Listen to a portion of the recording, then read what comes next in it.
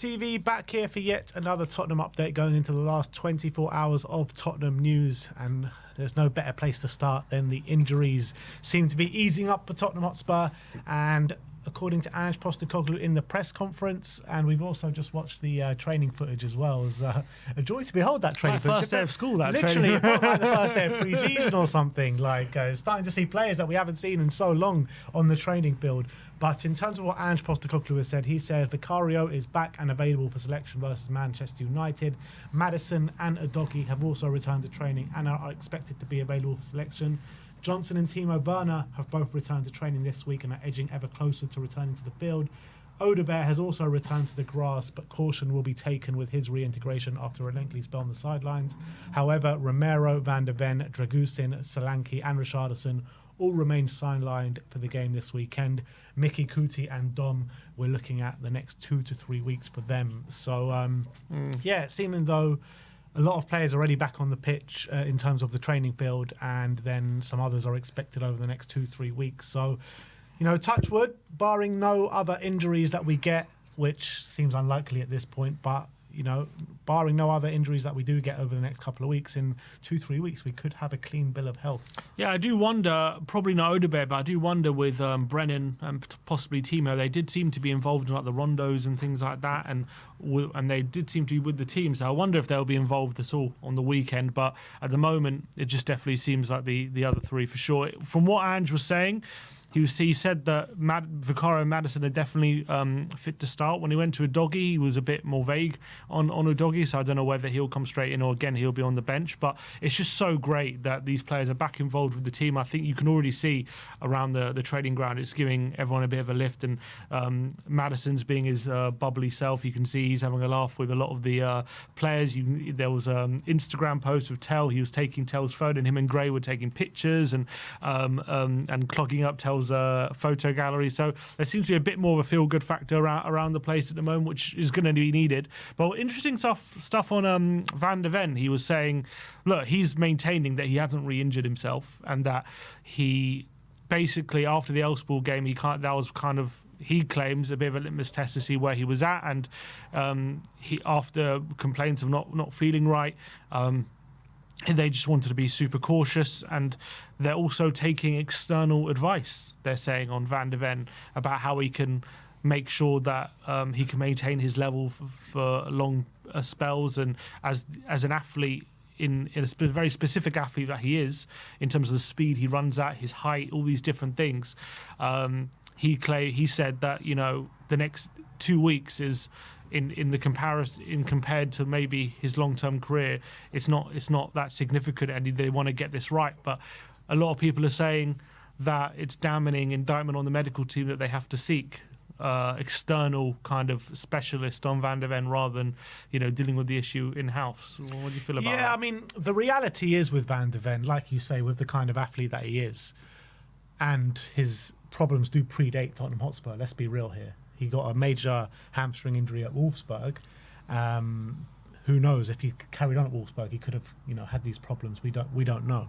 Since joining Tottenham, obviously they've got worse than his Wolfsburg days.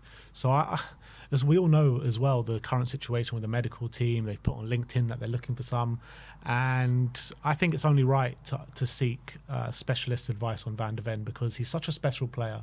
We want to get it. I think what Ange is saying on him is completely right. I think we need to make sure that we're completely certain that Van der Ven can get back and put these injury problems behind him.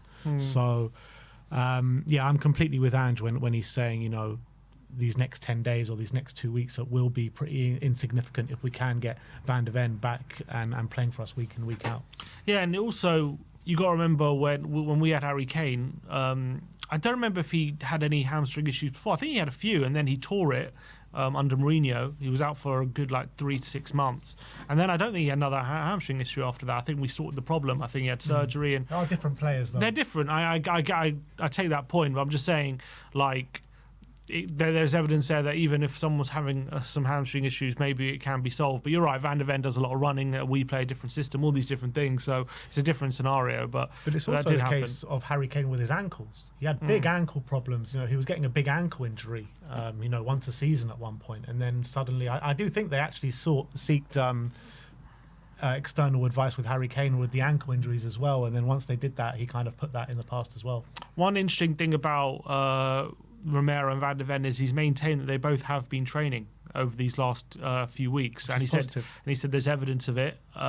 So he's saying that Romero's calf is a bit slower to heal than expected, but he actually said both their returns are imminent. It's all about when they feel it's, they get the go ahead and it's completely right. So as maybe it's just a case of as much as it's frustrating at the moment, we're playing the waiting game and we're all asking to be patient, especially we're playing people like Gray at centre back, and we saw Van de Ven at Elfsborg and then all of a sudden we haven't seen him.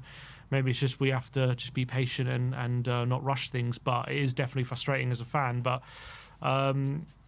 still there was rumours that Van de Ven did suffer a setback. There was rumours about him needing surgery. Ange quashed those rumours, saying there was never a discussion with either of them about surgery. They were never close to that. So I guess does that quash those rumours? I guess. I mean, I hope so. Take it at face value. We just don't know what's actually going on behind the scenes, do we? So we can take it at face value if that's what we want to do, but the reality is we don't actually know what's going on behind the scenes. We don't know for sure, but it's bold to say that there's no discussion about surgery if they actually do need surgery. Yeah. I think the rumours about surgery were, from some random Twitter account, which... A lot of these were from random... But I actually heard from someone I know that Van de Ven actually did get another injury, and he had a scan and it didn't come back and it didn't look good.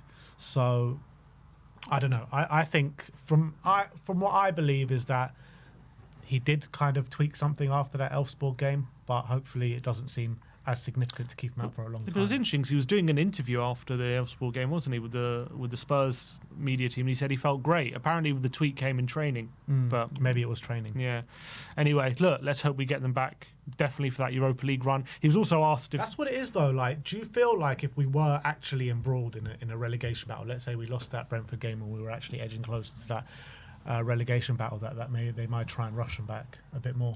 I don't know. It's hard to say. Maybe. But now the league campaign's pretty much dead. We're not going down. We're not going to finish in the European spaces. We need to keep him on ice for the European games. Yeah, he was asked though, is he keeping them on ice for Europe, or is he holding them back for those European games? And he denied it. He said that he said we still need to improve our league form. We still need to get up, and they're going to be playing in that competition as well. So that's what he said. But maybe I think there must be an element that we know how big Europe is, and that's really the only pathway to some sort of glory this season is getting that European trophy. So I think that must be in the back of his mind. But look, on the face of things are looking a lot more positive on the injury front, on the state of the squad. The players that we mentioned either going to take part in, or some of them will take part in the game this weekend. A lot of them as well will take part in the game next weekend. The only thing is the laws of Tottenham this season. Let's not mention that. Let's one in, one out. So we've got like 5 in. So we're going to lose like 5 this weekend. Which 5 are we losing? I'm not even going to mention any names because then we'll get the blame from the front of it. But I do have some names in my head. I'm not going to mention them here on stream for you guys. But look, the injuries are easing up a bit. Let's just hope we don't get any more injuries. Let's just pray to any God you believe in that no more players go down this weekend. Next up, we're going to talk about Pochettino because he was making some interesting comments on the back of Spurs fans singing his name at Villa Park. And he was basically asked about it, and he said, along with a few other things, he said, my relationship with the Spurs fans, the love is there after 6 years. Tottenham have a great squad, players, fans. The club is amazing.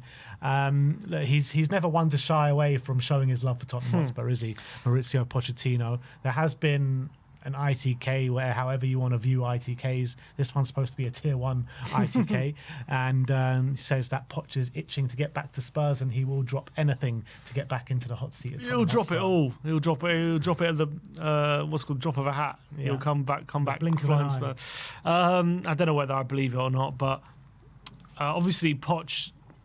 The thing is with Poch is that he's kind of the one that obviously got the closest to ultimate glory in terms of title challenges, Champions League final. So I think we always go back to him when it comes to how can we get back to that level? I think all roads in a lot of Tottenham's eyes just lead back to him, because that's the only way we know, is because he was the only one who really brought it that close. As much as all these other managers might have had good spells like Redknapp and Conte and whatever. You say, I have heard people come on the fan show and get Redknapp into their season. Get Redknapp, yeah, that's true. I did see that as well. But Poch is always the one that, it's because he's the only one we know that could actually maybe handle this board and handle the kind of the situation at the club, and the only one that's kind of thrived in that scenario. So I think a lot of fans, especially ones who mainly just follow Tottenham and aren't like ones who like watch European football and all these different things, their mind's always going to go back to him. So it's understandable, but I just don't see it happening anytime soon. I don't think he's going to leave the US. Obviously,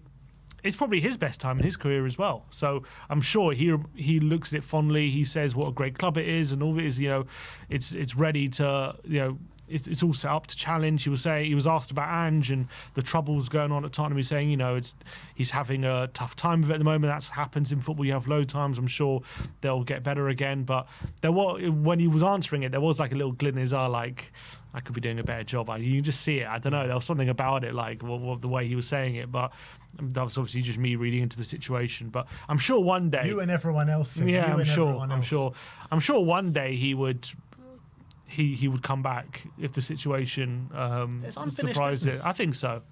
But I think right now it's not going to happen probably till after the World Cup. I just don't see him leaving that US job, to be honest. Yeah, I kind of agree. And Pochettino is probably thinking at the back of his mind when thinking about the Spurs job, thinking, look, I know this job comes around every 18 months at the very least. Ange's contract is up in 2026. Oh, is that right? Yeah, but you know what? if Ange does keep his job from now until the end of the season, and then goes into next season, and and we keep progressing in an upward trajectory, because I do think that if he is going to keep his job from now until the start of next season, we would have to be on an upward trajectory, right? So, if that, bloody think so, yeah. I hope so. So, I mean, we can't carry on the same way and him keeping his job. If we carry on in the same vein of form, he'll be out of the job by the end of the season. That's reality, right? So if he does keep his job going into next season, you would think he would be on an upward trajectory, and maybe he would have signed a new contract by then. Yeah, I think a new contract's a long way away from. No, I know that, but you know what I'm saying. Yeah, I hear you. But in terms of Pochettino, I would love to see him back in the club. I've been pining for him back to the club ever since he's left. He's a manager that completely got what it meant to manage the club, and you're just seeing Moyes return. You're like, I need a bit of that. Yeah, that's exactly what I'm seeing. But yeah, it did hurt us. It hurt us when he went to Chelsea, but that's been and gone now, and I think we can look into the future. And I do firmly believe. Poch. What are you talking about? It was Agent Poch. I do believe he will be back at Spurs one day, whether it be our next manager or the manager after that. But he will be back. Yeah, I feel in the future one day. I think he's always going to want it, and I think there'll be openings. So. Definitely. And last but not least, we're going to talk about Jamie Donley, and as he has been named the EFL Young Player of the Month for January, an award which covers all the EFL divisions. Yeah, which is fantastic for him, and he's obviously been in sparkling form, and it's brilliant recognition for that, and that just goes to show the talent that we have and what unbelievable form he's in terms of, as you say, with all four divisions, in three EFL divisions. He's the one that's got recognised to be in the best form as a young player, and obviously off the back of what a brilliant goal he scored against City. But that's just like the tip of the iceberg in terms of his form. He's been brilliant in every game, so well deserved. And let's hope he keeps going from strength to strength. Yeah, absolutely. And on top of that, he did get nominated for FA Cup Goal of the Round as well. Probably the only time it's been accredited to a player that didn't actually officially score, because it was given an own goal. But look, credit to Jamie Donley and the work that he's doing out in Leyton Orient. And actually, I'm going to see Leyton Orient. I'm going to see Leyton Orient play against Stevenage in March. So I'm very excited about that. In March? Yeah. Lovely. International break or the FA Cup weekend. I can't remember which one it is. But very much looking forward to going to see Jamie Donley and Josh Keeley up close. But that is your Tottenham update for today. Let me know in the comment section below your thoughts regarding all the news story we brought to you today. Like, subscribe and comment. And as always,